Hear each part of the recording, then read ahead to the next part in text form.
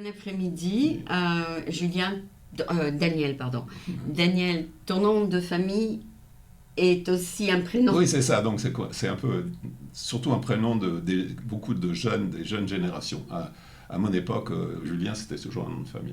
Ah bon? Ouais. Ah bon. Alors qu'après, c'est devenu très à la mode. Et De faire Julien comme prénom. Comme Et il y a prénom. plein de gens qui m'appellent Julien à cause de ça. Ah, c'est pour ça que moi aussi je suis confondue. Ouais, ouais. Et en plus, ça rime un peu. Oui, oui. Daniel, Julien, AI, AI. Ouais. Les lettres sont similaires aussi. D'accord, ouais. C'est tes parents qui ont pensé à faire la... Non, je pense pas. Je pense que ça s'est fait par hasard. Par hasard, ok. Donc tu t'appelles Daniel en français ou en anglais, c'est le même mot. Oui. Et tu es producteur, réalisateur et organisateur d'événements. Non, en fait, j'ai eu pendant 29 ans une société d'échange de séjour linguistique. Voilà, et c'est fini ça? Ça fait pas mal d'années, oui, depuis j'ai dû arrêter en 2016, il y a 8 ans. Ah, c'est quand même, ça fait longtemps. Ouais, ouais. Pourquoi? À cause des lois d'échange? Non, de toute façon, j'aurais été obligé d'arrêter à cause de la pandémie, Ah, quelques voilà, années plus tard. Mais non, là, c'était parce que je voulais ne faire que du cinéma à plein temps, donc c'était difficile de faire les deux. Ah, d'accord, tu aurais pu déléguer à quelqu'un. Pas vraiment, parce que c'était quand même un travail. Beaucoup de travail? Beaucoup de travail, les deux, donc à moins de plus dormir la nuit, c'est pas D'accord. possible de faire les deux en même temps. D'accord. Et en tant que réalisateur, directeur, Ouais. tu travaillais à plein temps. En tant que réalisateur, c'est deux plein temps, donc ça aurait fait. Et l'autre travail, c'était aussi très intense, donc c'était pas possible de faire les Ah, deux. tu avais une troisième occupation. Non, je veux dire, l'organisme de séjour linguistique, à Oui. la limite, il y avait des périodes où c'était 90 heures par semaine, donc Non. d'avril jusqu'à septembre, parce Ah, que d'accord. tous les étudiants, les élèves venaient essentiellement l'été, Et il fallait voir leur dossier, etc. trouver des familles d'accueil, Et il faut etc. trouver les familles. Voilà. Et tu avais quand même un partenaire qui aidait. J'avais 50 personnes sur le terrain, mais au bureau, on était 3 ou 4 seulement. D'accord. Et tu étais subventionné par le département de l'éducation? Non, pas du tout, c'était un Privé? organisme privé. C'était privé? Mhm.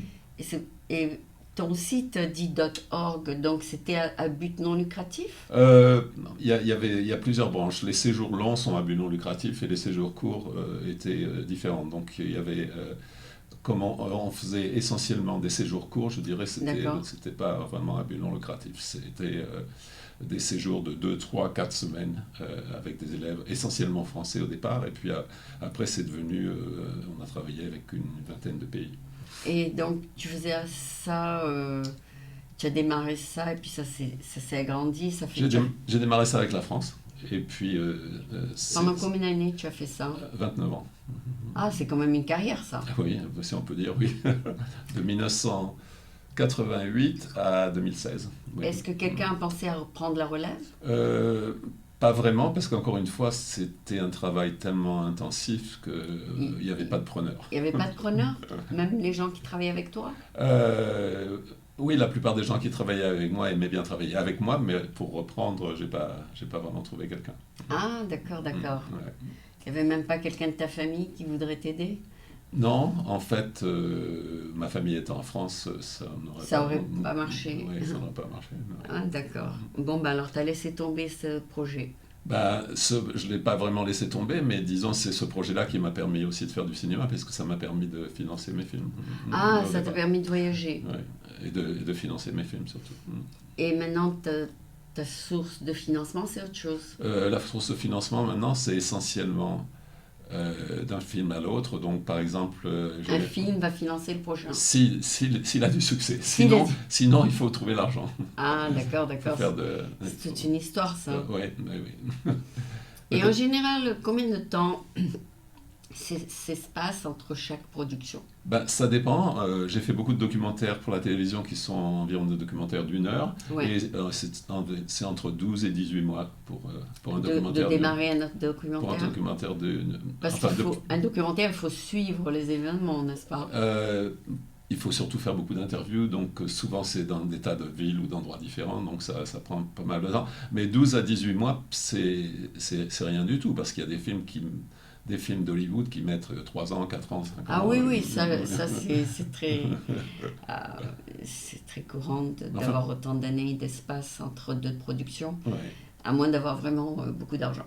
Mais personne n'a beaucoup d'argent, puisque Coppola n'a pas pu trouver d'argent pour faire son nouveau film. Alors quand s'appelle François, il a dû payer, il a dû vendre une partie de ses vignes dans la région Napa pour faire son dernier film. Kevin Costner ce sont des gens qui ont donc beaucoup d'argent. Qui ont fait gagner beaucoup d'argent aux autres, qui en ont gagné beaucoup, et ils n'arrivent pas à trouver de l'argent pour leur dernier film, ni l'un ni l'autre. Parce que c'est trop risqué, n'est-ce pas? Oui, c'est ça. C'est ça. Et moi, je fais partie de ce qu'on appelle le cinéma indépendant. C'est encore plus risqué. C'est pas le cinéma hollywoodien. Eux aussi, c'est le cinéma indépendant, mais le cinéma indépendant, il y a tous les budgets. Donc, eux, c'est des gros budgets, mais c'est quand même dans le cinéma indépendant. Ah, d'accord. Et le cinéma indépendant, les gens réfléchissent 3 fois avant d'investir. Oui, et puis Hollywood, depuis pas mal d'années, ils font que des séries, quoi. Ils font pas des séries, mais ce que je veux dire, qu'ils font le même film. Le même film qui a eu du succès, ils le refont. Oui, et après 3 ou 4 fois, parfois ça marche plus, mais bon, même quand ils ont des acteurs. Rocky 1, Rocky 2, Rocky 3. Oui, et maintenant c'est ça, et puis surtout. Aussi les héros de bande dessinée, hein. Ça c'est le grand truc d'Hollywood. Ah d'accord, ils reviennent à ça, et donc ça c'est, il y en a qui marchent, d'autres qui marchent pas, donc des fois ils perdent beaucoup d'argent. Mais ce qu'il y a, c'est qu'ils mettent beaucoup d'argent pour faire un film, mais aussi pour faire le marketing, hein. D'accord, ouais. Par exemple, je donne un exemple très simple pour Barbie, qui a dû coûter, je sais pas, 150 millions à faire. Le budget de marketing était 450 millions. Ah bon. Et c'est comme ça qu'on fait venir les gens au cinéma. Et nous, dans le cinéma indépendant, quand on termine un film, on est en général complètement fauché, donc on n'a pas d'argent forcément pour la distribution. D'accord. Donc il faut aller dans Est-ce que tu as fait une série d'un film? Non, moi c'est toujours des films différents. Donc, différents, ok. Oui. Tu n'as jamais capitalisé sur un succès? Pas vraiment, on m'a fait des propositions. J'avais fait un film dont on avait parlé dans ton émission qui s'appelle Le dilemme de Patrick. C'était l'histoire c'était un hybride documentaire fiction. C'était l'histoire d'un jeune homme qui est aux États-Unis et qui se demande s'il va repartir en France ou est-ce qu'il va rester à San Francisco ou est-ce qu'il va repartir à Paris, parce que sa famille fait pression sur lui pour qu'il revienne reprendre l'affaire de famille après le décès de son père. Et donc, ce film-là, après que les gens l'aient vu dans des festivals, et des amis m'ont dit, il faudrait faire ça, c'est vraiment très bien pour les Français, les Franco-Américains. Il faudrait faire une série où ça soit toutes les nationalités, par exemple les Vietnamiens qui habitent ici, et est-ce qu'on pourrait faire ça avec les Chinois? On pourrait faire ça avec d'autres cultures? C'est ça qu'on m'a proposé. C'est une bonne idée en fait. Ouais. C'est une bonne idée si j'avais voulu faire ça pour toute ma vie, mais bon. Mais tu connais que le français. Pour moi, c'était beaucoup plus intéressant de le faire par rapport à la France. Parce que tu es français. Parce que c'est mon histoire, c'est en partie mon histoire personnelle. Donc, oui, mais de le faire en italien ou Oui, c'est ça. Il fallait trouver un italien ou un allemand ou un espagnol. Exactement. Donc, j'ai pas. Mais c'était la seule idée de série qu'on m'avait proposée. D'accord. Non, mais je comprends. Moi aussi, on m'a proposé de faire. Biculturel, un programme bilingue. Moi, c'est franco-américain. Et puis, on a fait pendant 2 ans Indian American. Donc, c'était en hindou et en anglais. Puis la dame, elle a arrêté parce qu'elle n'était jamais payée. Ah oui, donc c'est la même idée en fait. Voilà. C'est la même idée. Mais de les faire en plusieurs langues, il faut trouver quelqu'un qui veut bien le faire sans être payé. Oui, c'est ça. Donc, c'est plus difficile. Alors. Moi l'idée est bonne de faire une série de langues, mais de trouver les fonds pour trouver les producteurs, c'est une autre histoire. Voilà, c'est comme moi pour faire tous les films, que ce soit les documentaires ou les films de fiction. Enfin, un long métrage, c'est encore bien pire, hein, parce qu'il faut beaucoup plus d'argent. Et donc, pour les interviews de tes documentaires, c'est toi qui fais l'interview?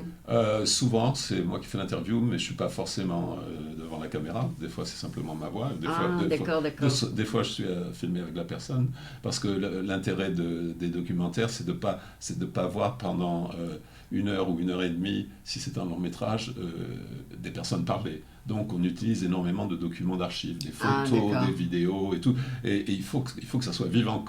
Ou sinon les gens ils sortent de la salle. Oui, c'est ça. Donc il faut avoir beaucoup de documents. Donc il y a toute une partie recherche qui est avant de faire un documentaire, des photos de famille, des films Super 8. Il faut que l'esprit reste actif. Oui, exactement. Et il faut que les gens soient intéressés par le sujet, ne pas voir que des têtes parlantes. Oui, d'accord. Ah ouais, tu es en train de me dire ce que je suis en train de faire. Non, mais pour nous, c'est plus court. Oui, d'accord. Mais est-ce que tu introduis beaucoup de musique dans tes films? Je travaille essentiellement avec la même personne avec laquelle mes 5 ou 6 derniers films, c'est une personne qui est suédoise-américaine, donc encore 2 cultures, qui habite ici à Auckland. Et qui fait de la musique. Et qui est musicienne et qui a un groupe de musique, mais elle a fait la musique de mes 5 ou 6 derniers films. Donc j'aime bien travailler avec les mêmes personnes. Une fois et puis c'est copyrighted, enfin c'est pas copyrighted. Oui, c'est copyrighted par toi. Par moi. Donc il n'y a pas de problème de... D'accord, mais elle est payée pour la composer. Oui, c'est ça. Ah, d'accord. C'est en général de la musique, pas un son.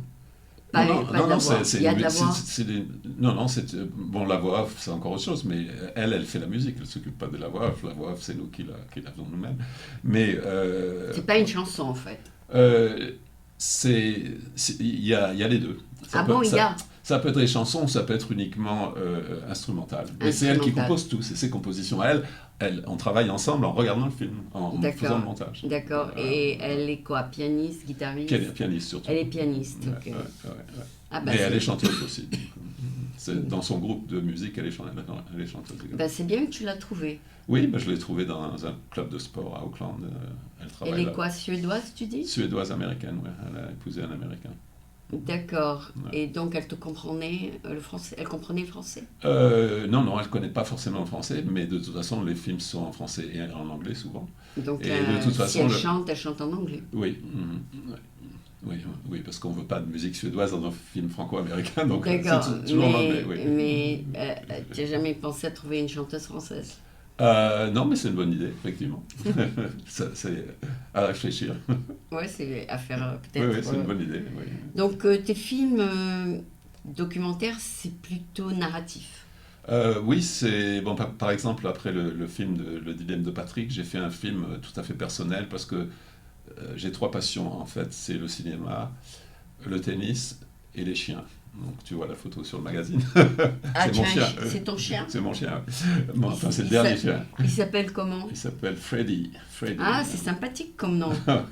Et donc, si tu veux... c'est un Australian Shepherd. Non, en fait, c'est ce qu'on pensait, mais en fait, c'est ce qu'on appelle mixed breed. C'est un mélange de 5 différentes races. Il y a Shepherd dedans. Oui. Ah oui, il ressemble à un Shepherd avec sa tête pointue. Australian Shepherd, oui, avec les sourcils. Il n'est pas aussi grand qu'un Australian. Il est petit, oui, il est petit. Il est petit. Les Australian Shepherds sont grands. Ils vivent à peu près 15 ans. Les petits, oui. Donc, comme je te disais, en fait, c'est un peu mes 3 passions. Donc, j'ai fait le film que j'ai fait après le dilemme de Patrick. Ça s'appelle, je vais le dire en anglais, mais c'est For the Love of a Dog. Oui. How far will you go? Ah. Alors, comment on pourrait dire en français? Pour l'amour d'un chien. Oui. Jusqu'où irais-tu? Jusqu'où irais-tu? Voilà. Donc ça, c'est le titre. Et ce film, il a été passé d'un... C'est très mignon, ça, comme titre. Oui, il est passé en Australie, malheureusement, au début de la pandémie, un festival de cinéma qui est uniquement les films faits sur les chiens. Ah, d'accord. À Sydney, en Australie. Et il a été sélectionné, le film, pour la finale. Et malheureusement, je n'ai pas pu y aller, c'était au début de la pandémie. Donc, mais tu as bien fait de le faire. Donc, tu as ce film déjà sur cassette? Ce film-là, non, il est simplement... on peut le... Il est sur YouTube? Il n'est pas sur YouTube non plus. Non, parce qu'il y a des problèmes... pour les ventes de films, si ça passe sur YouTube après, tout le monde y a accès. Tout le monde y a accès free. Donc en fait, moi je mets jamais rien sur YouTube. Tu mets par exemple, un trailer de 15 secondes? Oui, non, un trailer de souvent 2-3 minutes. Oui. Ah, d'accord. Et puis sinon, à partir de là, c'est plutôt des ventes, quoi.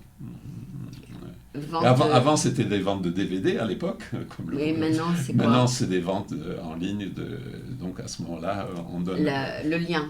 On donne le lien et les gens peuvent l'acheter. Peuvent l'acheter, exactement. Et ce film est long et combien de minutes? C'est un film d'1 heure également. Ah, 1 heure, c'est long quand même. 50 minutes. Enfin, pour les télévisions, c'est toujours très souvent entre 50 minutes et 60 minutes, la plupart des documentaires pour la télé. Oui, parce qu'ils ont une certaine contrainte d'heures. Exactement. Alors parfois c'est 52 minutes, 53, 54, mais entre 50 et 60. Et quand c'est plus long, tu dois couper. Si c'est plus long, on peut refaire un montage. Faire 2 films. Ça dépend le matériau qu'on a, on pourrait faire 10 films. Ah d'accord, oui, donc, en fait, beaucoup. Oui. Parce que justement, depuis que tout est digital, enfin, on tourne plus en film. Donc, à partir Et toi, tu fais le montage, tu coupes autant que tu veux. Moi, je travaille avec plusieurs monteurs. Enfin, on fait le montage ensemble. T'as l'air assez contente sur cette image. Ah ouais. Enfin, tu t'amuses avec ton chien. Oui, non, mais là, c'était le photographe qui nous avait demandé de poser pour faire son article. Ah d'accord, mais il a l'air très très malin, ton chien. Il a l'air de regarder. Très éveillé, oui. Il se demandait ce qui se passait. Ouais, il a l'air de se demander, mais qu'est-ce qu'ils font? Oui, c'est ça. Et il est sympa en général? Ah oui, il est très, très sympa, puis il est très comment dire, calme, donc on peut l'amener partout, donc que ça soit, pas au cinéma, mais enfin au restaurant ou ailleurs. Peut rentrer. Il peut aller n'importe où parce qu'il se... Et tu le mets dans un sac? Non, il est assez petit, donc les gens le caressent, et puis il n'y a jamais eu C'est bon? Oui, il n'y a jamais eu de problème. Est-ce que tu l'emmènes à Safeway ou... Oui, partout dans les magasins. Il rentre. Safeway, il n'aime pas tellement, mais Trader Joe's. Trader Joe's. Mais Trader Joe's, ils n'ont pas de chien. Oui, sauf... Où tu vas? Non, sauf qu'à partir du moment où c'est ce qu'on appelle le service dog. Ah, c'est ça ce que tu as fait pour lui? Oui. Donc, pour elle ou pour lui? Pour lui. Alors tu as mis service dog sur lui? Non, pas sur lui, mais j'ai les papiers et tout, mais on ne les a jamais demandés. Donc, d'accord. Il est quoi? Service comfort dog? Non, service dog, c'est... il y a toute une série de raisons pour lesquelles on a un service dog. Ah oui, mais la loi en Californie fait qu'on ne peut pas te demander la raison. Oui, mais beaucoup de gens disent comfort dog. Tu donnes du confort. Non, emotional comfort. C'est emotional. Oui, il y a plusieurs catégories, mais celui qui peut aller partout, dans l'avion, partout, c'est le service dog. Service dog. Ouais. Ok, mais il y a plusieurs manières de dire service, n'est-ce pas? Oui, il y a toute une liste de raisons pour lesquelles... c'est pas un therapy dog. Therapy dog, c'est encore autre chose. C'est ceux qui vont dans les hôpitaux avec les vieilles personnes pour les conforter. Donc c'est encore... Mais therapy dog, ça ne permet pas de se balader avec lui. Et il y en a qui sont entraînés pour t'aider si tu te sens mal. Oui, voilà, exactement. Même une attaque d'anxiété ou quoi que ce soit. Ils viennent tout de suite t'aider. Oui, c'est ça. Ah, c'est bien ça. Ouais. C'est comme des infirmiers, ces chiens. Des infirmiers baladeurs, oui. D'accord. Et on n'a pas le droit de te demander pourquoi tu as... La raison, non, à partir de On n'a pas le droit. Non, et en fait, même les papiers... Enfin, moi j'ai la carte, je dois d'ailleurs l'avoir sur moi. Oui. Mais on me l'a jamais demandé. Ah bon, c'est bien. Non, la chose que les gens demandent, ils vous donnent la réponse dans la question. Ils disent It's a service dog, right? Right. Yes. Ok. Et ça se limite à ça. Donc ce film-là on a interviewé des gens dans les parcs qui avaient des chiens et sur leur relation avec leurs chiens. Oui, mais le film était marrant, c'est ça? Le film, il y avait pas mal d'humour, mais c'est surtout sur la relation entre nos deux espèces, puisque ça fait des centaines d'années que les gens... Le chien est le meilleur ami de l'homme. Oui, c'est ça. À partir de là, on avait toute une série de questions qu'on posait différentes personnes et on les filmait avec leurs chiens et tout. Donc, il y a pas mal d'humour. Mais les enfants, ils adorent les chiens dans les films. Les enfants, ils veulent toujours, oui. Tu as pensé à faire un film pour les enfants? Non, là, c'est un film qui s'adresse plutôt aux adultes, encore une fois, sur la relation entre nos deux espèces. D'accord. L'espèce humaine et les chiens. Et toi, tu veux dire que tu es allé loin pour ton chien? Pas forcément moi, mais bon, mon voisin a dépensé des dizaines dizaines de milliers pour sauver son chien. Pour sauver le chien. Ça, j'en entends, j'ai entendu parler. Oui, c'est ça. On entend, effectivement, il y a beaucoup de gens qui ont témoigné de choses, qui sont prêts à tout faire pour sauver leur chien, presque comme un enfant, comme on fait avec un enfant. Et donc, c'est intéressant, la relation. Ils veulent pas que le chien parte. Oui, et surtout que déjà, ils ont des vies beaucoup plus courtes que la nôtre, donc effectivement... on ne veut pas les laisser partir. Voilà. Alors là, c'était un film, donc c'est un peu un film personnel, je dirais. Oui, mais ça a beaucoup plu. Mais ce qui est bien, c'est qu'on peut les remplacer le lendemain. C'est-à-dire, c'est pas la fin du monde, quoi. Il y a toujours des chiens qui ont besoin d'être adoptés, exactement. Voilà, d'accord. Si tu vas Espicier, il y en a plein. Lui, il vient de Espicier, de Montreuil. Ouais. Bon, une fois qu'il part, tu peux trouver un autre. Absolument. Ouais. C'est notre troisième, en fait. C'est le troisième. Pas en même temps, mais à la suite. À la suite d'un autre, ok. Vous avez l'air de bien vous entendre. Oui, il est très sympa, il est très, très, très affectueux. Il demande beaucoup d'attention, n'est-ce pas? C'est-à-dire, on lui en a donné beaucoup, donc il prend ça comme... d'accord. Il en veut encore. Je dirais pas qu'il est exigeant, mais il est habitué à avoir pas mal d'attention. Et surtout, il aime presque plus les gens que les autres chiens. Il aime bien les autres chiens, mais s'il avait le choix, c'est vraiment les personnes... Il préfère les hommes. Ouais. C'est eux qui le promènent, qui le nourrissent, qui le caressent. Donc il est habitué. Oui. Et combien de temps est-ce qu'ils peuvent se passer de toi? C'est-à-dire que tu peux le laisser 1 heure seul? Oh oui, bien sûr. Oui. Il y a des gens, malheureusement, qui les laissent toute la journée pendant qu'ils vont au bureau. Là, c'est un peu... Mais il y a aussi... dans notre région, du moins dans les collines d'Auckland, tu as des dizaines de gens qui promènent les chiens dans les parcs parce que les gens travaillent. C'est des dog walkers. Dog walkers. Il y en a, je sais, à San Francisco, je suppose qu'il y en a aussi. Oui, il faut les promener tous les 3 heures. Oui, c'est ça. Oui. Mais bon, il y a des gens qui les laissent toute la journée seuls, mais bon, c'est un peu cruel, quoi. Oui, non, il vaut mieux avoir un yard. Oui, c'est ça. Oui, je me rappelle, j'étais voisine avec quelqu'un qui avait un chien, il allait au travail et le chien, il pleurait toute la journée. Oui, c'est ça. Et la personne qui travaille ne sait pas que le chien est en train de pleurer. Parce qu'il est pas là. Mais il aurait dû le savoir. Et finalement, c'est moi qui lui ai dit 20 fois, finalement, il a compris. D'accord. C'est où, ici, à San Francisco? Non, c'était plutôt au sud de la Californie. Mais les gens, des fois, ils sont pas conscients de ce qui se passe. Oui, c'est vrai. Mais de plus en plus, il y a de plus en plus de dog walkers, donc je pense que les gens ont été éduqués. Oui, s'ils ont assez d'argent, Et donc, toi, tu as fait ce film qui a duré 1 heure. Oui. Il a eu le plus de succès, c'est ça? Non, pas vraiment, mais enfin, il a eu du succès dans ce cadre-là, puisque c'était un festival qui était dédié aux films sur les chiens. Okay. Et donc, c'était vraiment... Et lui, il était la star. Voilà. Et toi, non, il n'était pas la star parce que en fait, c'était tous les chiens des gens qu'on a interviewés. Mais lui, il était aussi dans le film, bien sûr. C'est pas un film sur lui, c'est un film sur la relation entre les gens et leurs chiens. C'était d'une manière générale. Donc il y avait plusieurs acteurs chiens et plusieurs acteurs hommes. Ouais, qui étaient interviewés, d'hommes et femmes. Hommes et femmes. Ouais. D'accord. Beaucoup de femmes d'ailleurs. C'est sympa ça, c'est vraiment... Il fallait les trouver, ces gens-là aussi. Oui, c'est-à-dire c'est justement en baladant mon chien au parc que j'en ai rencontré plein. D'accord. Et à partir de là, il y en a beaucoup qui ont été d'accord pour se faire interviewer. C'est sympa. Ouais. Donc ça, c'est un film un peu différent des autres, complètement différent des autres. Celui que tu as apporté, alors tu veux nous en parler un peu? Celui-là, j'en avais parlé beaucoup lors de la première interview. Oui. Alors c'était l'histoire de qui? C'est l'histoire d'une jeune femme qui s'appelle Mia, qui a été l'une des victimes d'une des premières grandes fusillades sur les campus à l'université d'Iowa, donc en 1991.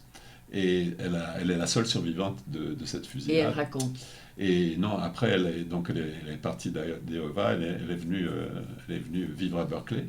Et comme elle était sur une chaise roulante, parce qu'elle a quand même été... Elle a été touchée, oui. Oui, à bout portant. Donc elle était paralysée à partir du cou. De la tête. Oui. Et donc elle est devenue, comment dire, la porte-parole. Une activiste pour les gens, pas forcément, pour les gens qui étaient dans la même situation qu'elle, mais pas forcément qui avaient été... fusillée, bien entendu, mais donc elle est devenue militante pour ça. Pour cette cause. Pour cette cause. Donc à partir de là, comme moi je l'ai rencontrée dans des circonstances différentes, elle avait refusé jusque-là qu'on fasse un film sur elle, et elle a finalement accepté, donc on a fait ce film. Ça a été une histoire qui a touché beaucoup de gens. Oui, beaucoup de gens, oui, et c'est un film qui qui a été commandé, puisqu'à l'époque, encore une fois, c'était des DVD. Donc, des DVD, même j'en ai encore vendu 3 la semaine dernière. Je veux dire, ça fait 15 ans que ça dure, quoi. Ah, d'accord, les gens, ils ont... Les hôpitaux, non seulement les gens, mais aussi les hôpitaux psychiatriques, les bibliothèques, les choses comme ça, quoi. Parce que c'est une histoire un peu... Si tu leur envoies le DVD, ils trouvent un DVD player quelque part. Apparemment, ils en ont. Il y a beaucoup d'institutions qui ont gardé du matériel ancien. Et puis sinon, des gens qui veulent individuellement, qui l'ont connu ou qui ont eu une expérience différente. Donc, c'est un film qui s'est vendu... Qui s'est vendu énormément non seulement aux États-Unis, mais un peu partout, quoi. Ah ben c'est bien. Et grâce à c'est celui-là qui m'a permis de financer les 3 suivants. Donc tu as fait le chien et le troisième, c'est quoi? Alors Patrick, le dilemme de Patrick. Le dilemme de Patrick. Oui. Le truc et alors le troisième, c'est encore un drame. Je suis désolé. Ça s'appelle Life After Death. Oh my God. La vie après la mort. Et c'est une histoire encore une fois d'une jeune femme, mais c'est une amie d'un de mes fils, de mon plus jeune fils, qui en fait à l'âge de 16 ans a eu un terrible accident de voiture et elle est techniquement morte, mais ils ont réussi à la réanimer. Et à partir de là, les médecins avaient dit à ses parents, vous savez, elle va être un légume, il faudrait mieux débrancher. Et le père a piqué une crise, bien entendu. Et en fait, ils lui ont dit, bon, mais de toute façon, elle ne pourra pas marcher, elle ne pourra rien faire, parce qu'elle était en morceaux, hein, vraiment. D'accord. Je suppose que l'objet du film était quoi? C'est sur la vie de cette personne. Sur le fait que... les médecins étaient très pessimistes puisqu'ils lui ont... Mais pas les parents. Les parents, on espère toujours, je suppose que... Et en fait, non seulement elle s'en est remise, non seulement elle marche, mais elle a même eu un enfant. Donc les docteurs étaient faux. C'est-à-dire qu'ils ont vu le pire. Ils ont vu le pire. Donc c'était encore une fois une histoire, un peu comme l'histoire de Mia, qui est à la fois... Invraisemblable. Les gens, si c'était pas un documentaire, les gens penseraient qu'on l'a inventé, mais en fait, comme c'est elle qui a interviewé et tout, c'est la vérité. C'est la vérité. Et elle voulait faire un long métrage parce qu'elle était aussi un peu actrice et musicienne. Elle voulait qu'on fasse un long métrage et où elle aurait joué le rôle principal. Et en fait, on l'a convaincue de faire un documentaire parce que souvent, je pense qu'un documentaire peut avoir plus de pouvoir qu'une fiction, parce que c'est les gens eux-mêmes qui parle au public, en quelque sorte, et donc... Quel âge elle a maintenant? Elle a 30 et quelques années. Elle est quand même jeune, alors? Oui, elle avait 16 ans, donc oui, il y a une quinzaine d'années. Mais je veux dire, elle a encore des douleurs, elle a perdu un peu de... Mais tu l'as découverte comment? C'était une amie de mon fils. Une amie de ton fils. Et elle avait quel âge à cette temps? Elle avait 20 ans.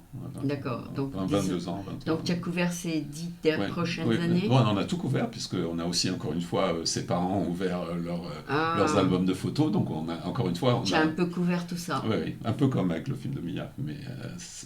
Sauf que Mia, ça s'est terminé tragiquement, mais... elle, non. Elle, c'est le contraire. Qu'est-ce qu'elle a eu? Mia. Non, l'autre. Ah, l'autre. Qu'est-ce qu'elle a eu en tant que blessure? Pour être en réanimation. C'était un accident de voiture. Un camion qui a... C'était un camion. qui a percuté, et le passager, qui était un jeune homme un peu plus âgé qu'elle, est mort. Et elle était... ils ont dû utiliser ces outils pour la sortir de la voiture. Mais c'est pour ça qu'elle était vraiment en morceaux, vraiment. Et c'est pour ça que techniquement, elle est morte 2 ou 3 fois, mais à l'hôpital, ils l'ont réanimée à chaque fois. Donc c'est une histoire invraisemblable, mais comme je dis, maintenant elle a un petit garçon et elle mène une vie presque normale. Mais je dis, elle a perdu bien sûr le sens, elle a une oreille où elle n'entend plus bien, elle a parfois l'ouïe, elle a bien sûr parfois des douleurs de dos, mais je veux dire, par rapport au diagnostic qui était fait à l'époque, qu'elle va mourir, c'est un miracle. Voilà. Oui. Donc ça aussi, encore une fois, un sujet incroyable, mais qui est venu de... Qui est vendu aux médecins? Un peu partout, oui. Mais c'est encore une fois, ce film-là, j'ai pas vraiment fait parce qu'on a terminé le montage au moment de la pandémie, encore une fois. Donc là, il y a tout un travail de distribution que j'avoue que j'ai pas encore vraiment exploité, qu'il faudrait... Peut-être qu'elle peut s'en occuper. Oui, je pense que oui, ça pourrait l'intéresser. Mais ce que je veux dire, c'est qu'il y a encore tout un travail pour qu'il soit vu plus qu'il a été vu. Il a été beaucoup moins vu que le film sur Mia, pour l'instant en tout cas. Ton fils est aussi producteur? Comment? Oui. Ah, et il t'aide à la Ah distribution? non, c'était une amie à lui de la fac. Ah, de la fac, mais lui, il n'est pas dans la Non, pas du tout, production. non, il est médecin. Ah, il est médecin, Oui, ben je alors. vois. Ben lui, ça l'intéresse parce qu'il est médecin, alors. Oui, ça, le sujet, ça m'intéressait, mais à l'époque, il me l'a présenté parce que c'était sa copine de l'époque. D'accord. Ah ben, Donc, c'est pour ça, moi, je fais des films sur des sujets. Je ne fais pas un travail de recherche pour dire je vais faire tel sujet parce que, vu la démographie de San Francisco, ça va marcher et je vais gagner de l'argent. Je fais un film de par les rencontres, de par ce qui m'intéresse dans le moment. C'est pour ça que chaque film est très différent. Ouais. il peut le vendre dans son hôpital. C'est possible, mais Il n'a là, pas le temps. non, là, il est en train de terminer ce qu'on appelle en français l'internat, son internat. Ah, il n'a pas encore fini. Ouais, il a fini, il est médecin, mais il fait sa spécialité. D'accord. Non, il n'est Bah, pas du tout dans le cinéma. Enfin, il m'a aidé ah oui, parfois. oui, parce que s'il fait une internship, c'est 16 heures par jour au plus. Oui, oui. Et en plus, c'est à Louisville, dans le Kentucky, alors c'est pas ici. Donc il se lève, il travaille, et il dort juste 4 heures, Ouais. il prend sa douche et il retourne. Mais heureusement, il va avoir fini dans 8 mois. Donc c'est la quatrième, il fait sa 4e année là. Ah oui, oui, il paraît que c'est intensif. Oui. Ben, maintenant, c'est limité à 80 heures par semaine, mais il y a une époque où il les faisait travailler pratiquement jour et nuit. Oui. Et puis Oui, non, moi c'est de la main-d'œuvre gratuite, quoi. Oui, Presque oui. pas gratuite parce qu'ils sont payés, mais très peu. Très peu, oui, non, mais j'ai habité avec des internes et Oui. rentrer Ouais. 2-3 heures, repartait à l'hôpital, Exactement. rentrer, repartait. Ouais. Et je sais pas comment il tenait le coup, parce qu'il dormait très peu. Ouais. Non, c'est vraiment très intensif. Mais bon, après. Mais ils sont jeunes, c'est ça le truc. Oui, ils sont jeunes, exactement. Et nous, à notre âge, on comprend pas ça. Oui. Moi, si je fais pas mes 8 heures, Oui. 8 et demi. 8 et demi, je tombe dans les pommes. Oui, c'est ça. Donc, on n'a pas de. La résistance. En tout cas, pas d'internat pour nous. Et en plus, j'ai rencontré des médecins qui faisaient un internat et qui étaient mariés avec des enfants. Oui. Je sais pas comment ils font. Il les voyait pas. Ils les voyaient jamais. Oui, non, c'est sûr. Non, C'est-à-dire, la mère s'occupait des gosses et lui, il était tout le temps à l'hôpital. Ouais. Donc ça, c'était le dernier film que j'ai fait. Donc, comme je disais, on l'a terminé pendant la pandémie, celui-là. Et puis après, je me suis lancé dans un nouveau projet. C'est celui-là dont je voulais te parler parce qu'en fait, c'est franco-américain. C'est le nouveau, Oui, enfin, un des nouveaux. Là, c'est un long métrage avec des acteurs, des actrices et des acteurs. Et en fait, c'est un film policier. Alors, ça, j'ai encore jamais fait. Tu veux dire que c'est fiction? Oui, complètement une fiction. Et c'est l'histoire de 2 détectives, alors bien sûr une détective parisienne et une détective qui habite à San Francisco, américaine, et qui vont toutes les deux travailler sur un cas précis. C'est que la détective parisienne avait un cousin à San Francisco, qui était marié à une américaine, et elle vient pour lui rendre visite parce qu'elle n'a jamais été en Californie, et donc voilà que le cousin a disparu. Donc elle rencontre un peu plus tard cette autre détective américaine et elles décident toutes les deux de travailler pour essayer de retrouver le cousin. Donc ça c'est l'idée, mais alors ça c'est la trame, disons l'histoire. L'intrigue, oui. L'intrigue en quelque sorte, mais ce qui est plus intéressant pour moi ou aussi important dans le film, c'est que la détective américaine est entichée de culture française, elle parle français, elle a été en France, et la détective française qui n'avait jamais été aux États-Unis est, elle, entichée de culture américaine. Elle a écouté tout le temps de la musique américaine, elle voyait des films américains, et elle voulait toujours venir voir ce cousin. Donc, il y a tout encore une fois, comme dans le dilemme de Patrick, il y a tout un biculturalisme, et donc il y a beaucoup même de scènes alors là, comiques. C'est pas un documentaire, c'est plutôt un c'est script. une histoire. Oui, là c'est une histoire, une fiction, oui. D'accord, c'est 1 heure ou 2 heures? Non, là c'est un long métrage, c'est entre 80 minutes et 2 heures. C'est vrai, tu peux le faire même plus. Oui, maintenant c'est 3 heures, mais je trouve que... Après 2 heures, les gens sont fatigués. Oui, j'aime bien Woody Allen parce que 85 minutes et ça y est. Ah ouais, je suis fatiguée. Non, c'est pas ça, mais je veux dire, il dit tout en 85 minutes. Ça y est, c'est fait. Oui. Non, moi je pense que 90 minutes, ça suffit. à l'époque... la plupart des longs métrages duraient 90 minutes, alors que comme tu l'as dit, maintenant ça peut aller jusqu'à 2h30, 3h. Ça dépend si c'est vraiment intéressant. Oui, mais il y a beaucoup de films d'action avec beaucoup de bruit et beaucoup de musique, donc ça dure 3 heures. Je sais que ça peut être fatigant. Non, mais oui, ça dépend du sujet. Ouais, c'est-à-dire si c'est action-aventure, ça ne m'intéresse pas du tout. Ouais. Donc ça c'est un peu, je dirais pas mon dernier projet, mais celui que j'ai commencé l'année dernière. Donc on a déjà tourné quelques scènes. Ouais. Donc j'ai déjà la plupart des acteurs. Mais là c'est un projet beaucoup plus onéreux, beaucoup plus cher. Donc, qui s'appelle comment? Ça s'appelle le Double Trouble. Double Trouble. Le Double Trouble. Donc encore une fois, il faut anglais. Le Double Trouble, c'est parce qu'elles sont toutes les deux détectives. Le Double Trouble. Ah. Ouais. Alors l'une investigue l'autre. Non, elles vont travailler sur la recherche du cousin de la Française ensemble. Elles vont travailler ensemble. Elles ont des pistes différentes. Pas vraiment, parce qu'elles vont faire toute l'enquête ensemble, en fait. Et c'est ça. Et pourquoi qu'il y a le trouble au milieu de tout ça? Le double trouble, c'est que ce sont les deux double trouble, c'est-à-dire qu'une, c'est déjà a trouble parce qu'elle pose des tas de questions à tout le monde, mais si on a affaire à deux, c'est double trouble. Double trouble. C'est parce qu'il y a deux détectives plutôt que deux femmes, deux jeunes femmes. Parce qu'une peut être meilleure que l'autre et trouver les... c'est-à-dire, puisque toute l'enquête se fait en Californie, celle qui est l'américaine, elle connaît le terrain et tout, donc elle l'aide beaucoup par rapport à comment est-ce qu'on fait.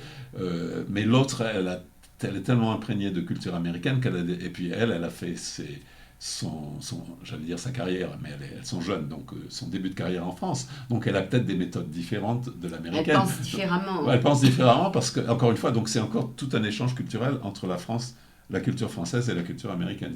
Parce que c'est un peu toujours ce sujet qui revient, comme ton émission. French American. Moi, je vais te dire, je te l'ai déjà dit, c'est très rare quand j'invite la même personne de Oui. Peut-être dans toute l'histoire de mes séries, tu es que la troisième personne qui est venue 2 fois. Ah bon, d'accord. Mais c'est vraiment parce que on dirait que c'est le ciel qui m'a mis devant mes yeux ta photo. Ah oui, sur Facebook. Mais non, sur LinkedIn. Mais la raison pour laquelle je t'ai contacté, c'est que je ne me rappelais pas de ton nom. Oui, j'ai bien compris. Et je me suis dit que j'aurais jamais dû te dire « Oh, mais on s'est déjà vu il y a 9 ans », parce que tu allais dire « Bon, désolé, j'ai pas besoin, c'est déjà fait ». Et en fait, tu m'as répondu, je me dis « C'est sympa, ça fera comme le sujet de Michael Apted tous les 9 ans, pour voir qu'est-ce que vous avez fait pendant ces 9 ans ». Parce que lui, ils ont fait 9 épisodes, hein. Donc c'est sur 63 ans. Ils ont filmé des gens tous les 7 ans. Alors, c'était 10 garçons et 4 filles. Il a participé au choix qui venaient de milieux très différents. D'accord. Il y en a qui étaient de milieux favorisés, il y en a d'autres qui étaient des enfants qui n'avaient pas de parents, enfin vraiment de tous les milieux. Et il les a suivis depuis l'âge de 7 ans, 7, 14, 21, 28, 35, etc., jusqu'à 63. Donc il y a 9 épisodes.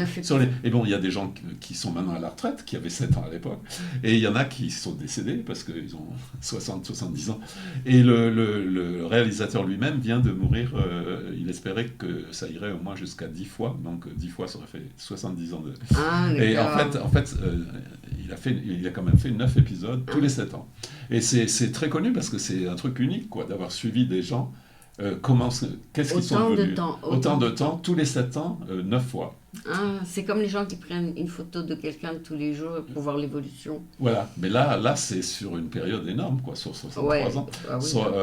Donc ça s'appelle 7 Up, pas la boisson, mais Up 7 Up. 7 fois 9, 63. Ouais. Et il avait quel âge quand il a commencé? Lui, c'était en 64, donc lui, il était un peu plus âgé, puisqu'il est décédé, il avait presque 80 ans. Donc il était jeune, mais il était jeune réalisateur, et les enfants avaient 7 ans. Et il avait cette idée. Ouais.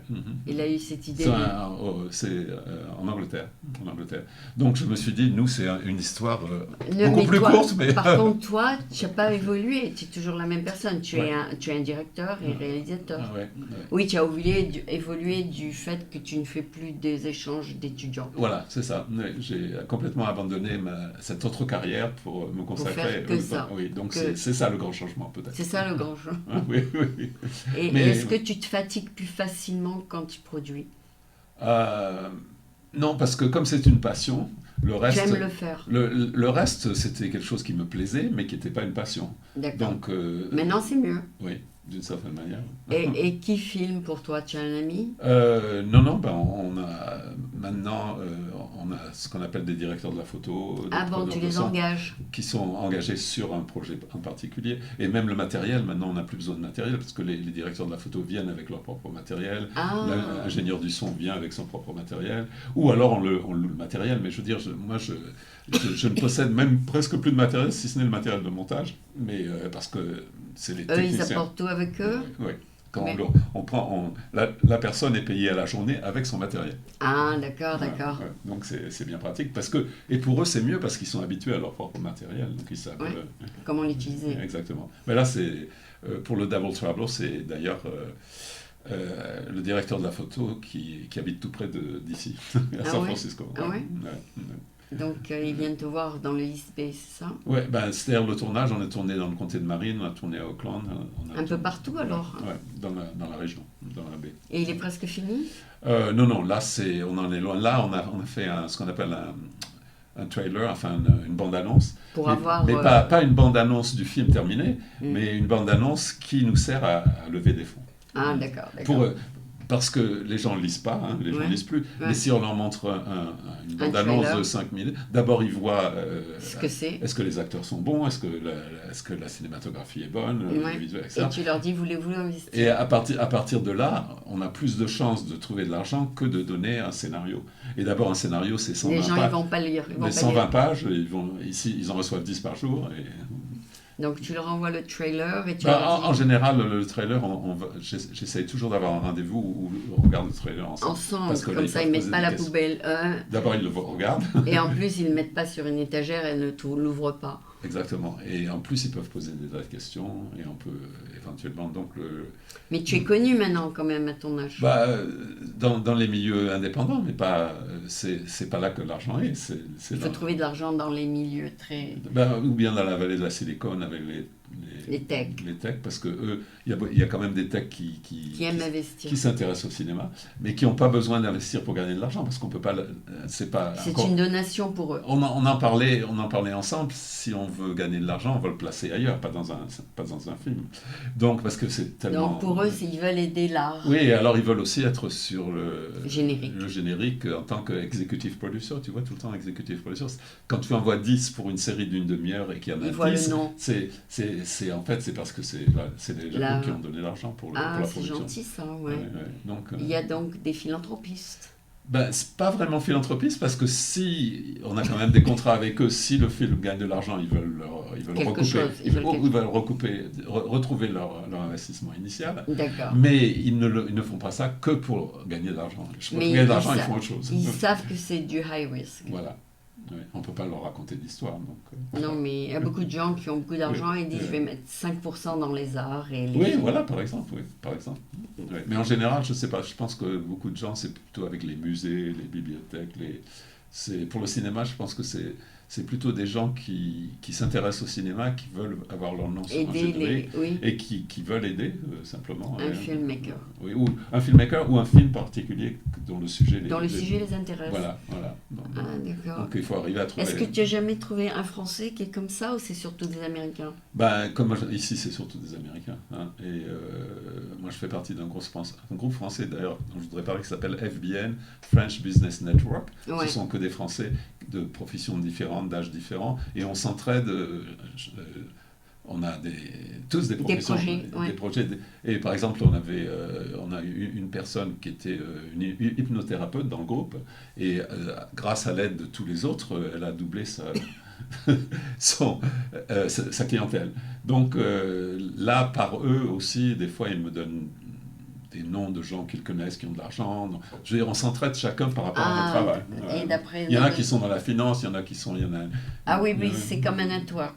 C'est un network, mais c'est que je ne devrais pas dire français, mais qui sont de langue française. Donc on a algérien, marocain, tunisien, français, ça peut être des gens africains, mais on a une nouvelle qui est canadienne, française. Donc, et vous vous rencontrez une fois par an? Non, on se rencontre, demain on a une réunion tous les 15 jours. C'est beaucoup ça? En personne tous les 15 jours et la deuxième fois sur Zoom, donc 2 fois par mois. Ouais. Et on fait une grande fête tous les 3 mois où où on fait de la publicité pour ramener des Français. D'autres Français. Oui, là on en a fait, la dernière fête c'était il y a 2 semaines, 3 semaines, et il y a quand même eu 70 personnes qui venaient de toute la baie. Ouais, tu peux m'inviter pour voir ce que c'est. Oui, oui, bien sûr, dans un restaurant de Berkeley en général on fait ça, qui s'appelle Skates by the Bay, c'est au bord de l'eau à Berkeley. Et on a une vue donc sur San Francisco le soir, c'est pas mal. Ah bon? Skates, tu veux dire? Skates on the Bay, c'est le nom du restaurant. Skates. On the Bay. C'est au bord de l'eau, sur la baie à Berkeley. Enfin, c'est Skates ou Skates? Oh, Skates. Oui, Skates on the Bay. Ouais, c'est là qu'on fait en général tous les 3 mois. Parce qu'il y a des skateboarders? Bah, je suppose, mais là, nous, on y va le soir. Donc, d'accord. Donc on arrive à avoir entre 50 et 70 personnes à chaque fois. C'est beaucoup, à partir de là, on a, de la réunion d'il y a 1 semaine ou 2 semaines, on a 3 nouveaux membres demain qui vont venir à notre réunion en personne. Ouais. C'est bien ça. Et comme je dis, c'est des gens dont disons que l'âge moyen est probablement entre 40 et 50, mais il y a la plus jeune femme qui est une amie à moi qui a 30 ans, moi je suis le plus vieux, donc il y a tous les âges, et il y a beaucoup de gens qui ont des enfants soit de 7, 8, 10 ans ou des ados, quoi. Donc c'est, disons, entre 40 et 50 ans la moyenne, mais dans des professions entièrement différentes, quoi. Donc c'est intéressant. Je ne savais pas que ça existait. C'est un groupe qui a démarré par une jeune femme qui est française, qui s'appelle Valérie Hirbod, et on a fêté son 40e anniversaire à notre réunion, notre dernière réunion. Ah ouais. Et c'est elle qui a organisé tout ça. C'est elle qui avait cette idée depuis longtemps, et ça va faire 2 ans qu'on fait ça. Eh ben, tu diras félicitations de ma part. Je t'inviterai à la prochaine. Ouais, ce sera gentil. J'ai ton email quelque part.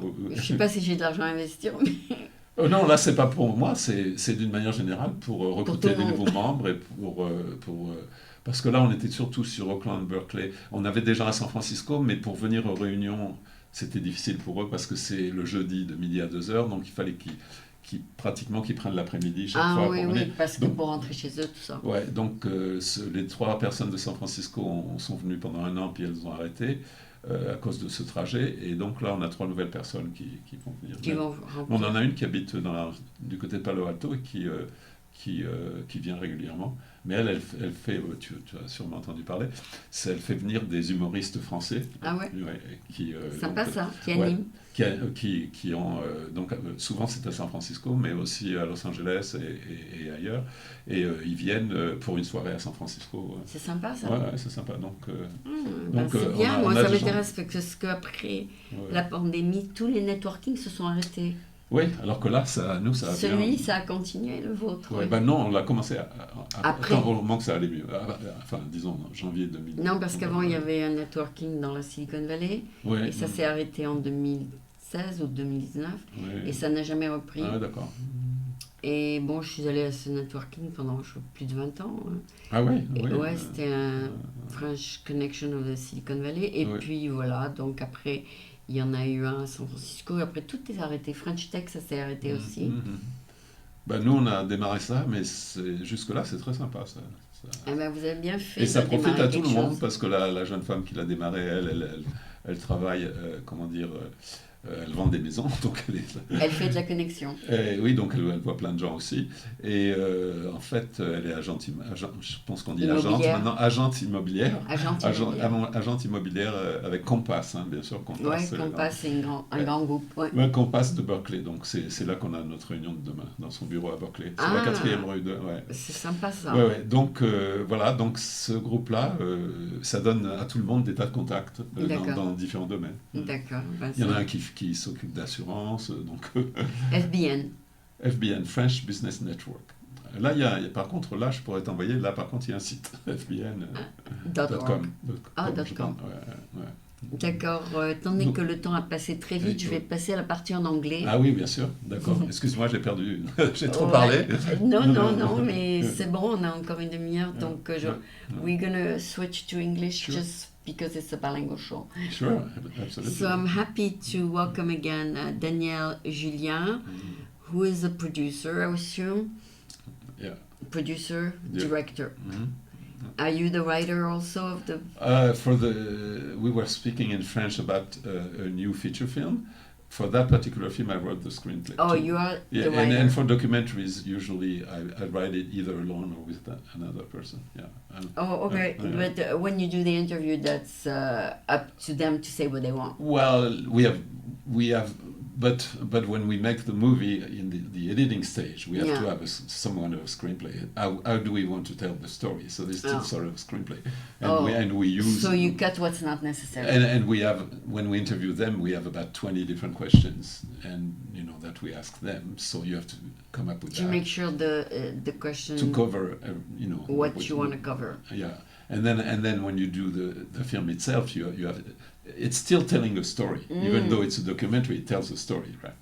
So there's somewhat of screenwriting, not as much as for a feature film, but still. So you can tell now. You can give yourself another title as a screenwriter. Yeah, but enough titles because it's too many jobs. Enough title. Well, I mean, it's. Yeah. You can also put editor. Well, editor actually, it's always the editor of the main editor. I'm just working with the editor, but. On the when you see the names of the people rolling, it's always the name of the editor or one or two editors, not my name, but I do. And you started this when you were young? I started this, yes. I hate to say that because I'm going to make me look very old, but I started this this is about 50 years ago. Oh my God! So I went to film school, about 50 years ago, so in Paris.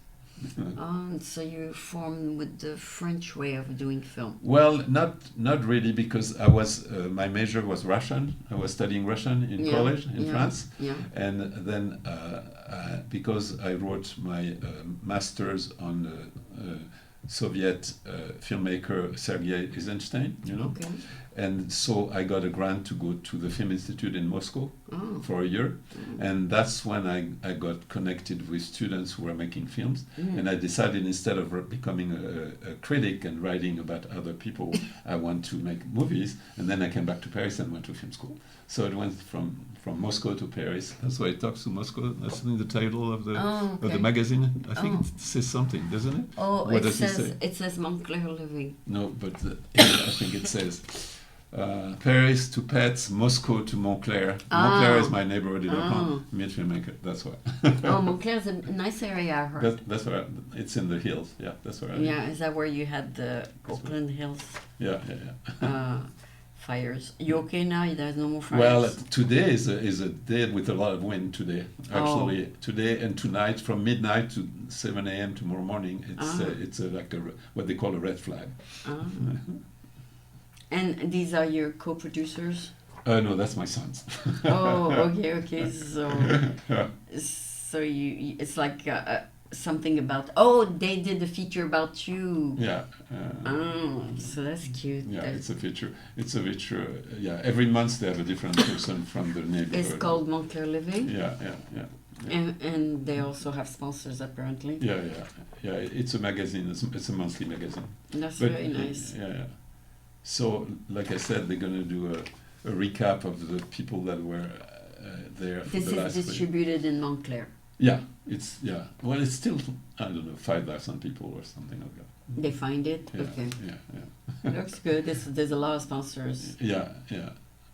There's a lot of things there. Yeah, but so they ask you to recommend. Like after I was interviewed, I recommended my neighbor because she was a very interesting young woman, and so they did her, and then a friend of mine, and so. But you have to live there. You have to live in that part of. Oakland. Whoever is doing this is a good initiative. Yeah. And there is also a weekly paper that's called there is a Montclair weekly newspaper that's also distributed with sponsors. Yeah, but that's more. There's a lot of for people who are into publishing. Yeah, and then there's this one is monthly. So it's a lot of work because I used to do a newsletter for a year, and I would spend 20 hours a week just producing it. Yeah, but I don't know, but they have a team of 5 or 6 people that work full time, and then the Montclairian, the one that's a weekly, they also have several people. Okay. But they have a lot about real estate, but also about cultural things, but just for that Yeah. That particular thing, there's 5 or 6 people? Yeah. Oh, that's a lot of people. Yeah, they have that photographer, they have the man who does the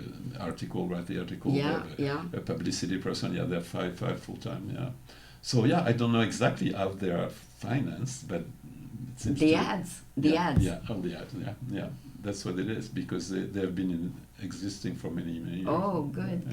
Yeah. It's a good idea too, to feature different profiles. Yeah, because you find out about incredible people that live in my neighborhood. I would that never you have didn't even known. know that they are there. Yeah. So oftentimes it's a couple, sometimes it's one person. Yeah. Well, that's great that it's in English, I assume. Yes, it's all in English.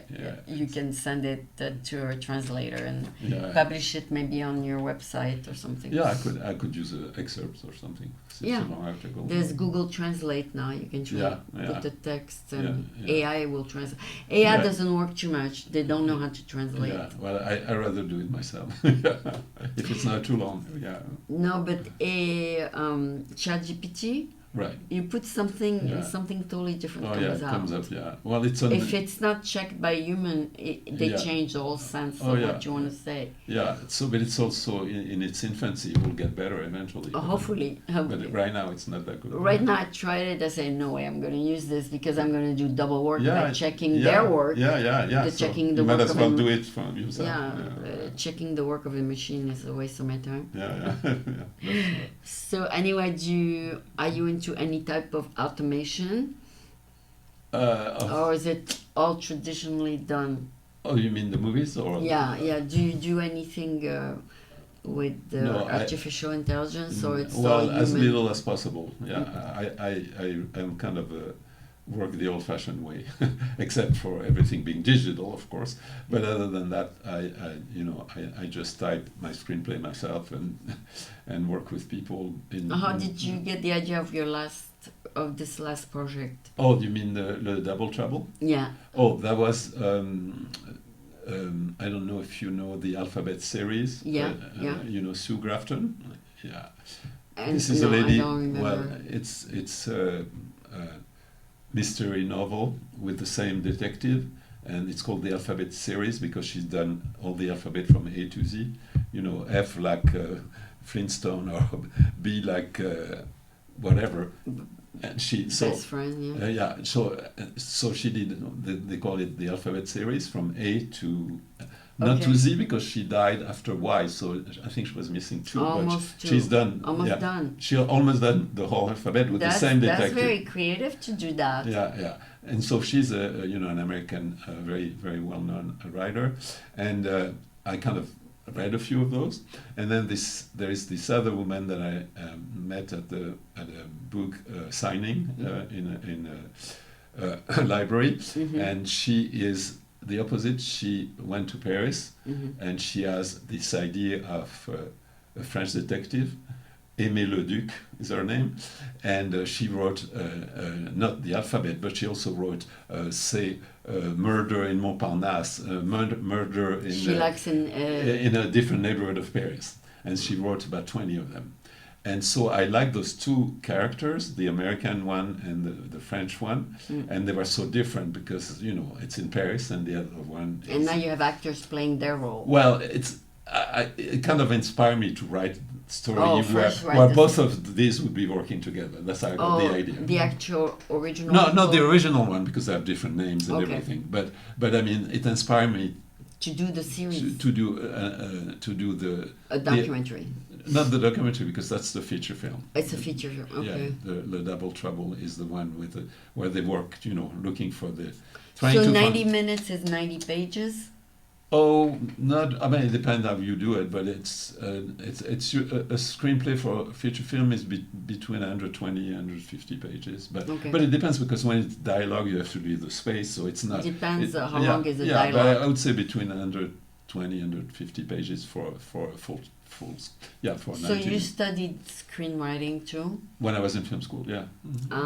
Okay. Yeah. Well, we were in film school. You kind of study a little bit of everything. So you at the end to graduate you do the whole thing. Well, when you graduate you do.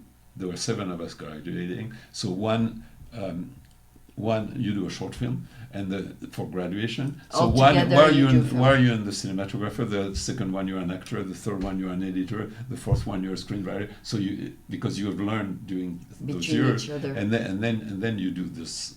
The 7 films with having a different role. Okay. So that and then you can decide what it is that you like. You want to make a career. That's a good way to graduate. Yeah. So you do. Yeah. So for the first time in your life, you finally using what you learned 30 years ago. Yeah. 50 years ago, unfortunately. Oh, 50 years ago. Yeah.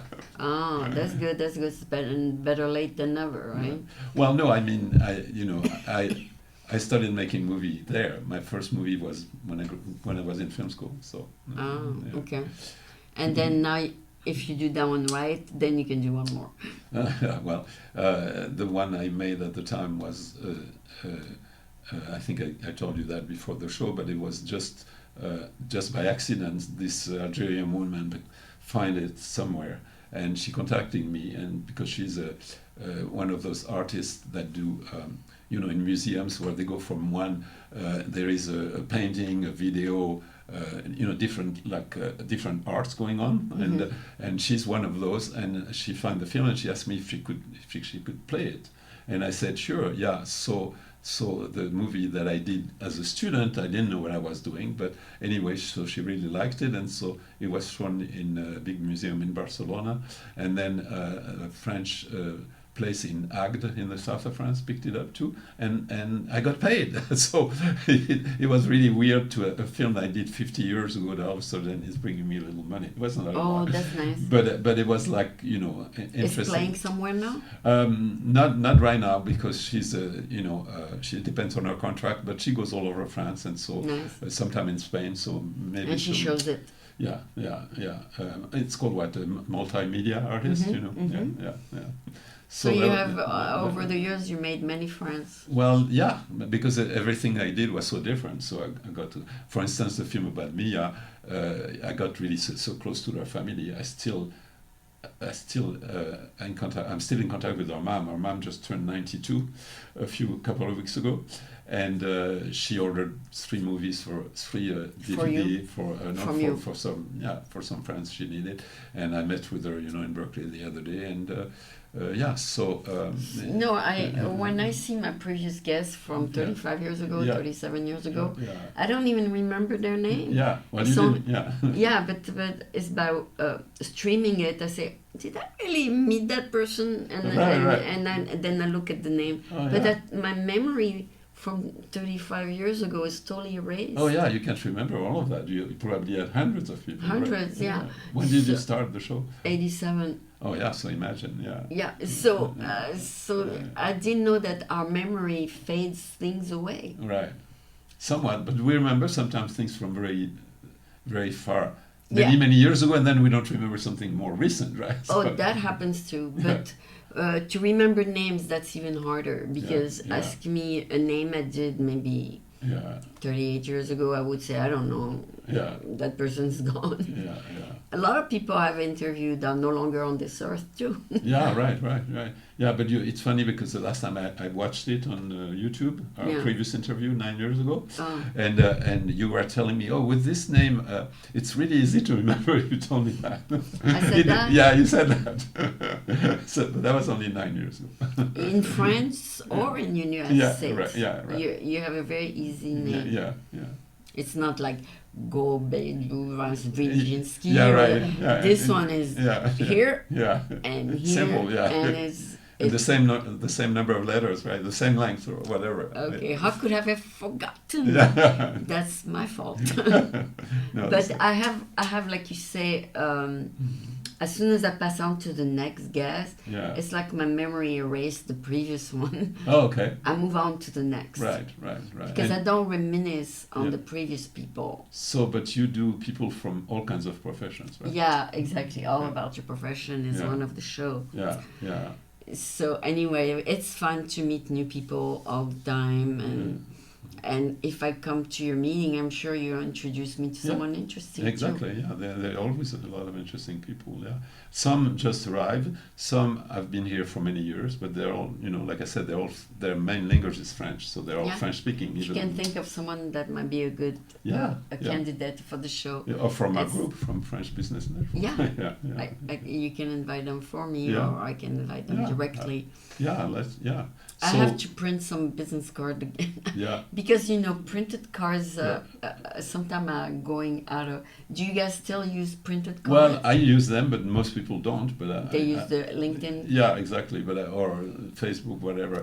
But I like cards, so I just kept those. I've done those many years ago. Actually, you did. It shows a film reel. Several films. Actually, it's kind of interesting because it says your name and it says Danielle, director. Okay. But those are excerpts from different films. And the photographs are from my grandfather during World War I. And you inserted that there. Yeah. That's very clever. And then the other one is excerpt from film. Yeah. That's very clever. So you did your own business card? Well, we printed it. I don't know. There were a lot of programs, years ago where you can images. Do that. Yeah, exactly. So there's one. This is the premiere of the Mia film in a movie theater in Oakland, and this is we were shooting in Iowa where she was not killed, but almost killed. Almost killed. Yeah. So I kind of like it. So I still have hundreds of those. So I still. Yeah. You have plenty left. We use one. We'll use one for the show. Thank you for bringing it. That's a very interesting wheel. But the one that you started when you were in film school were called 6mm. Oh yeah, we were working on 16mm black and white, and I just digitized that film I was telling you about that I did, in film school, and you took it to a professional. We did it because this lady, obviously she wanted a digitized version of it, to play it in Barcelona and Agde and all that. So I had someone in San Francisco doing not in Richmond, but anyway in the East Bay, doing a digitized version of it. Yeah, but it was 16mm. What's different from me and you is I don't mind putting the whole thing for free online because I don't know how to sell by the minute. I mean, but you put 5 minutes, but then you sell the 90. Well, usually that's the goal. But if I put everything for free, then there is no revenue. There is no revenue except before the DVDs. But now there's no more DVDs.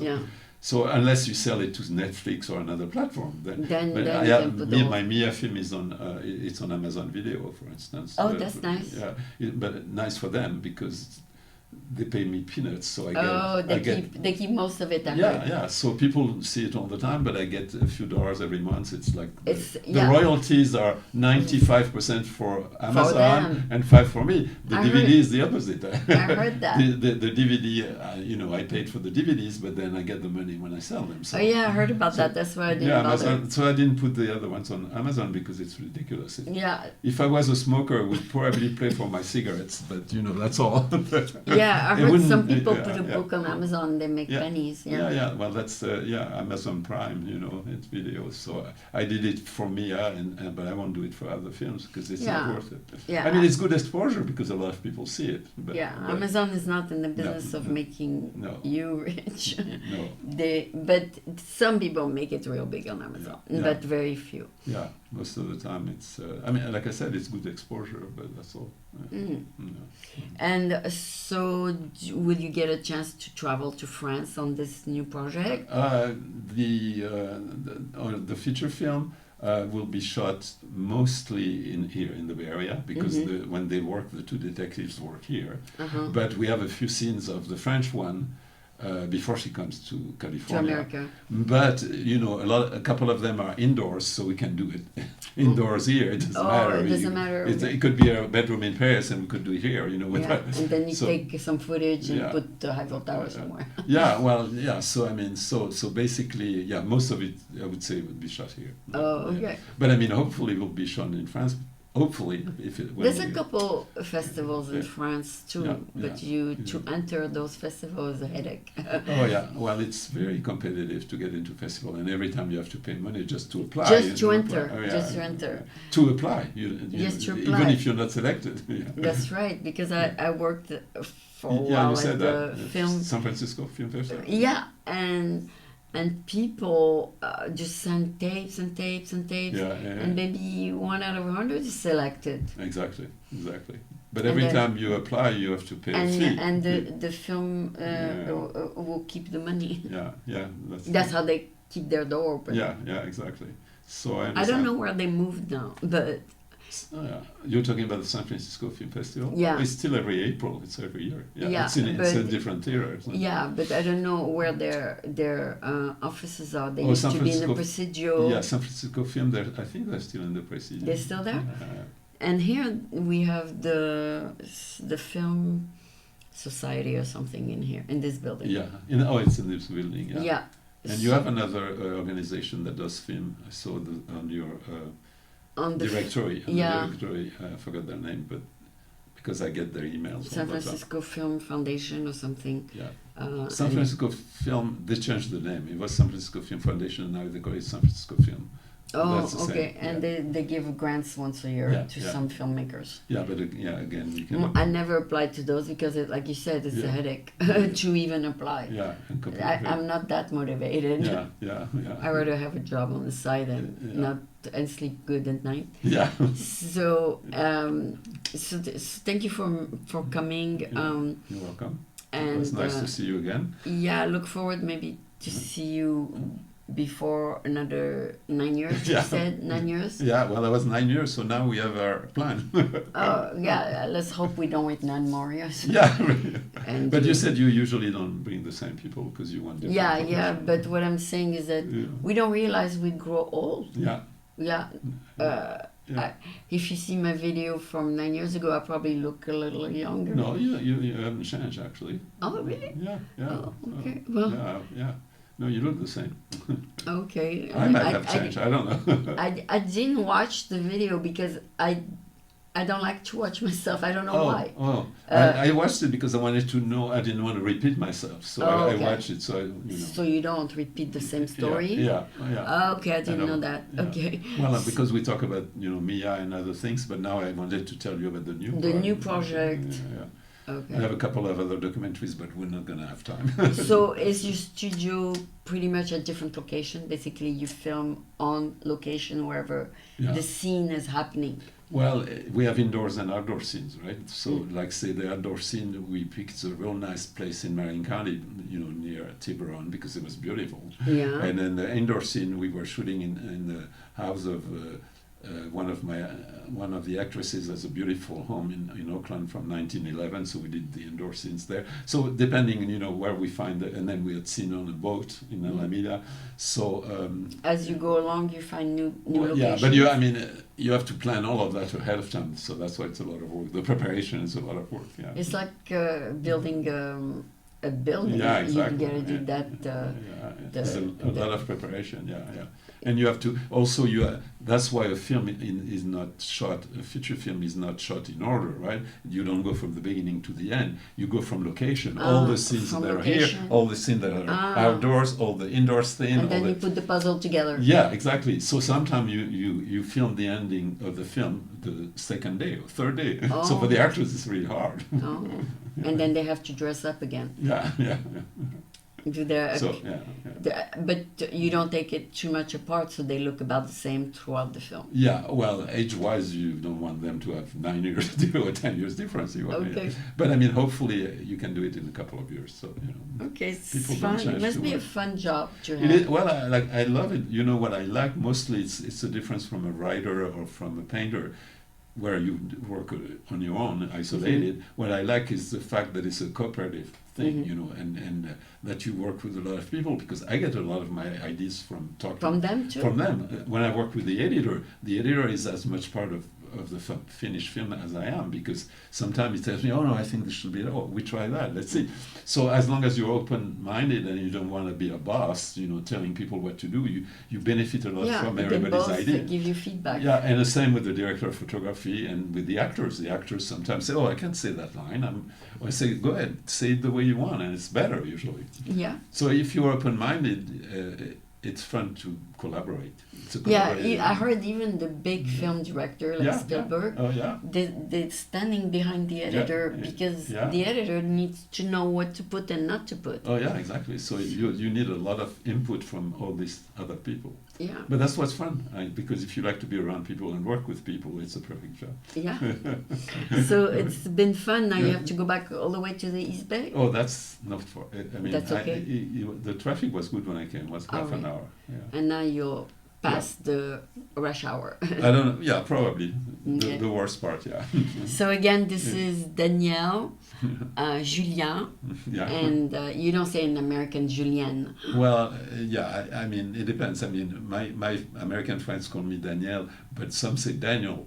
Oh yeah, Daniel. So and Julien or Julien or whatever. Dan, they call you Dan. Oh, Dan. Yeah, exactly. Yeah. They don't say Danielle. Depends how you pronounce it. Yeah, exactly. Okay, so because when you say Danielle, to them it sounds like a girl. Yeah, LLE, Danielle, it's a girl's name. It's a girl, so they want you to call them Daniel. Or Dan.